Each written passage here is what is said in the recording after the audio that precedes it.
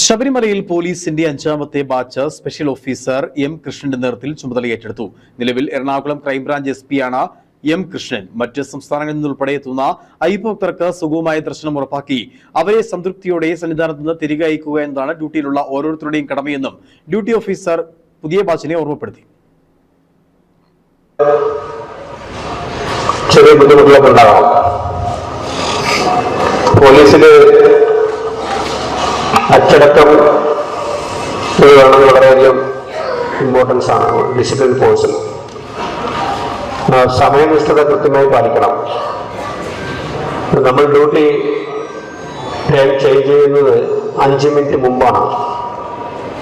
കാലത്ത് 9 മണിക്കും ഉച്ചയ്ക്ക് 1 മണിക്കും ആ ട്രെയിൻ ചേഞ്ച് ചെയ്യുന്ന സമയം നിങ്ങളുടെ കൂടെയുള്ള സഹപ്രവർത്തകനാണ്.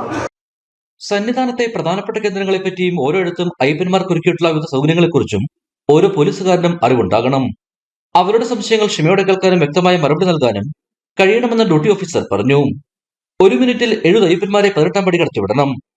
നടപ്പന്തലിൽ ഭക്തരുടെ നിര ചലിപ്പിക്കാൻ വിവിധ ഡ്യൂട്ടി പോയിന്റുകൾ തമ്മിലുള്ള ഏകോപനം ചുമതലയുള്ള ഉദ്യോഗസ്ഥർ ഉറപ്പാക്കണം. ഭക്തരെ ഒരു കേന്ദ്രത്തിലും തങ്ങി നിൽക്കാൻ അനുവദിക്കരുത്.